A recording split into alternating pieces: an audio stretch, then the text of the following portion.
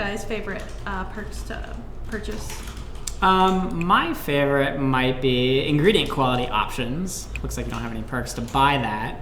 But ingredient quality options actually allows you to decide what quality of ingredients to use. So you could use like grade F ingredients, which will actually lower the cost of all your dishes, but also lower the quality of all your dishes. Or if you're trying to run like a high-end organic restaurant or something like that, then you can choose some of the higher-end ingredients, which will cost you more, but it'll also increase your quality. So it's another sort of knob you can use to tweak how much money your restaurant is making and how quickly the rating is changing based on how good the food is. And there's several different types of perks that are offered. There are things like the Curious Customers that we just purchased that is going to give us a lasting effect. We can now recommend dishes to all the diners that come in. Some diners will actually ask for dishes to be recommended to them.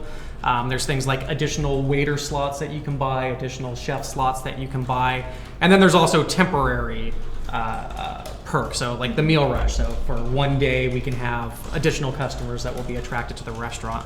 So this is a nice way to kind of improve your restaurant over time or give it a little bit more of the kind of unique customization options. And one of the really nice things about it is these perks are shared across all restaurants in a household. So as you build up your franchise, you'll be earning these from all your restaurants, and as you spend them, they benefit every one of your restaurants. So that second restaurant will be a little easier to prop up than the first, and the third and will be even easier than that, and so on and so on. Actually, we have a related question from Emma Vane.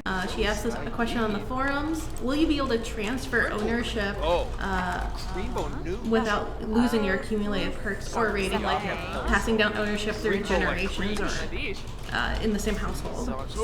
Eric, do you want to take that one? Sure. As long as the restaurant stays in the same household, then yeah, the perks will maintain as long as the owned restaurant maintains. So if you're passing along in generations, then yes, those will stay the entire time.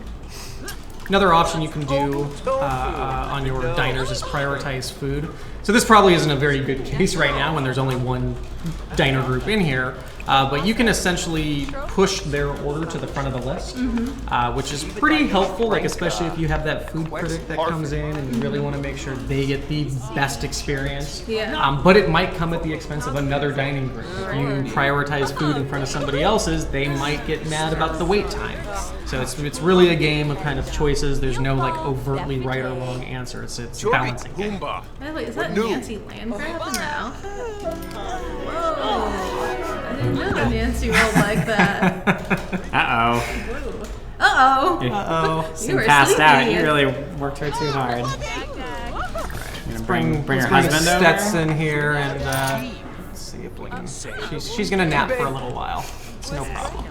Probably not the best for your restaurant to have your manager sleeping in the middle of the floor, but She did work all through the night. it's true, and went to a restaurant before that. You want to check on the finances, see how we're doing? Yeah, let's close our store, check on the finances, and let's pop over to the seafood joint that we own. I know some people want to see some of those premiums. So anytime we close our store, nice little financial report pops up. Yeah, so we really tried to break it down for you so you can really tell how your restaurant's doing and figure out what you need to do to improve it. So you can kind of see you see how much money you made straight up, the sales. That's how much money from selling all the meals minus anything you might have comped. And then there's your cost of ingredients next. That shows how much money you made just on profits straight out of meals. And below that, you can see what you paid to your employees, advertising if you have that on, which makes more sins come, and then your net profit. It looks like just starting out, we lost a little bit of money. That Also could keep in happen. mind we comped a meal. We did pay for training out of a couple of employees, and we were open during probably the slowest period that's probably during the the main day. reason we lost money is because we were trying to run in the middle of the night.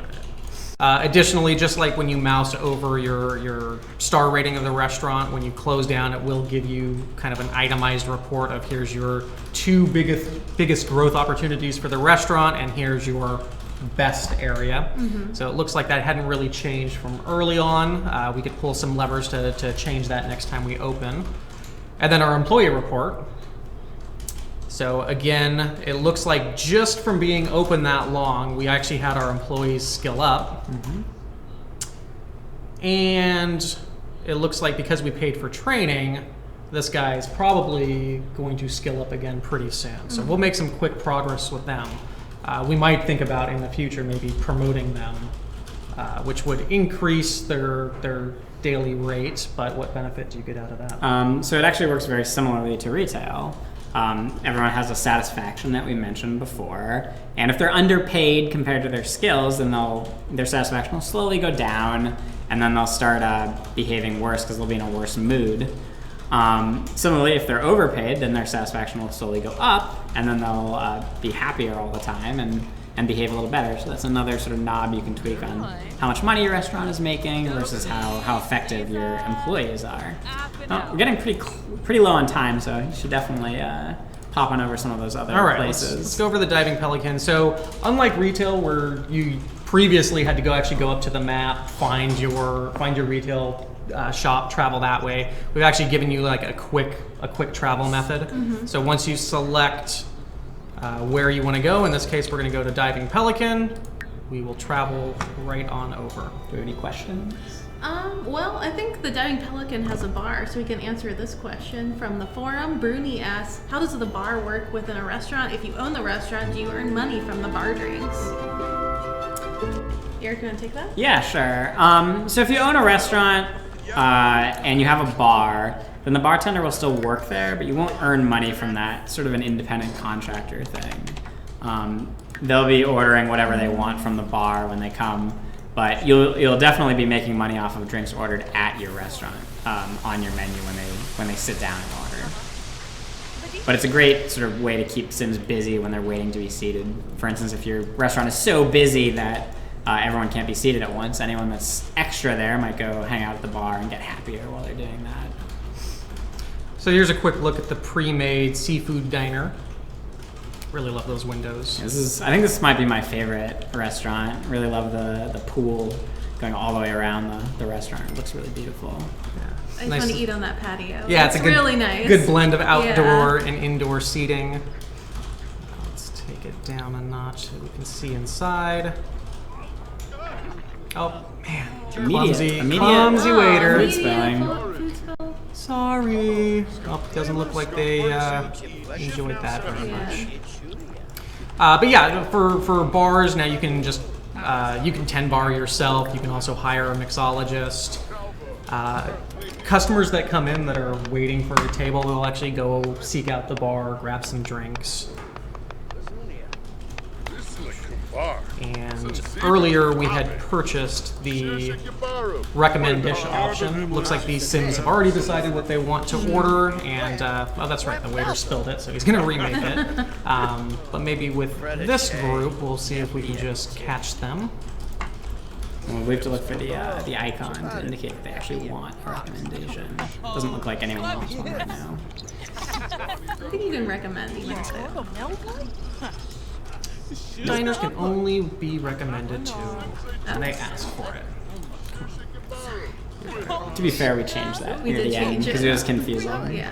All right, and Man. at this point, we have worked our Sims far too hard. Luckily, our employees are top-notch. They're going to continue to work at this, walking around the owner, which is no problem. Anything else we want to answer? Sure, we have a question from social. Can you throw dinner parties at the restaurant? Yeah, so you can definitely throw dinner parties. I believe birthday parties and what else, Dave? Dates. Dates. Yeah, so a few of the social events, going through your phone, you can certainly invite people over and have yourself a party. In fact, that kind of brings up a couple other similar questions around like club behavior. Can you actually have your clubs here? And the short answer to that is absolutely. Right. You can bring your clubs, or you can bring other Sims to the restaurant with you. You can have a gathering, you can sit down with them. But basically the rule of thumb is once you have actually claimed a table, your dining party is formed. So any additional Sims that you bring over from that point on aren't actually going to sit at your table with you. But anybody that you bring with you initially that's in your ensemble, as soon as you claim the table, they'll all go and sit down with you. Yeah. So while we didn't necessarily include any new specific club rules, clubs should function just fine here. In fact, we did a lot of testing around the foodie club to make sure that the rules that we previously had in place are going to still work here.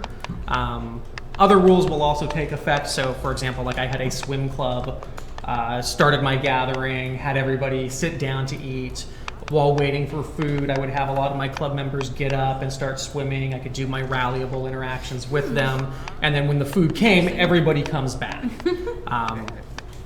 Hey, he woke up. Still exhausted though. Gotta put a bed in the back, like I said. Now, I'm not sure that we actually showed this, but Scobry was asking on the forum, can more than one sim visit the lot when they run it? I mean, I think he means more than one sim from the active household. And yes, you could have your whole active household on the restaurant lot while you're running it.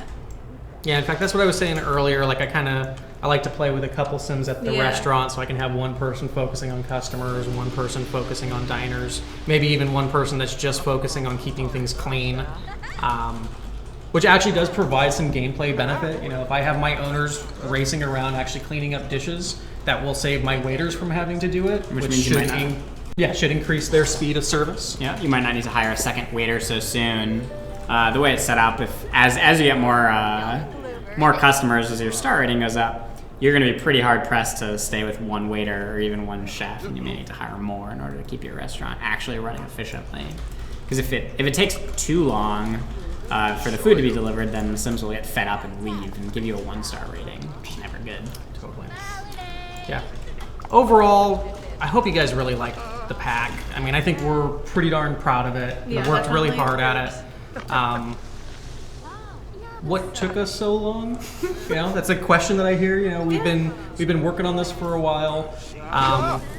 Please jump in. I would probably say there's 2 things that, you know, added a little bit more time than normal. One, we really wanted to solve the musical chairs and Sims sticking together to eat. We found it incredibly disruptive when you go to sit down for a meal and half your Sims get up and start socializing with other diners. So we took a lot of time to really improve that.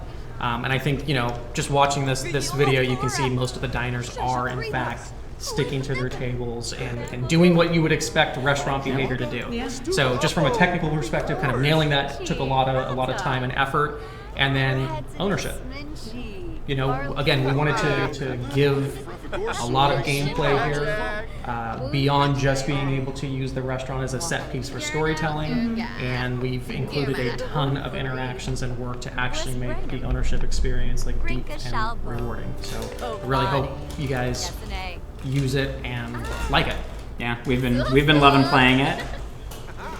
Any notable restaurants you guys have made so far? Well, I think it's pretty fun to combine this pack with GP1 Outdoor Retreat. You can make a pretty cool like rustic restaurant and have like a bunch of Sims in bear suits staffing the chef station and waiting on you and being the host. And you can also serve some pretty funny dishes like the roasted beetles or the beans dish that makes them fart. Yeah. Some of the menu offerings are pretty awesome because they will cause effects on the people eating them. So it's a kind of a fun way to maybe set your menu with only special items. It's kind of fun. I'm really looking forward to the creativity of the community. I think the buildings that they put on there are absolutely fantastic. I guess I don't know if we mentioned this, but we're also planning on supporting as many foods in future packs as possible. Like you can put them on your menu in the restaurant. So lots of ongoing support for this. And also, totally unrelated, just as a general reminder to everybody, follow the channel for more streams to come. This is something that we will be doing regularly, and we look forward to playing with you guys. Yeah. Should we say goodbye? No. We'll say see you later. Thanks for listening. Thank you. Good boy.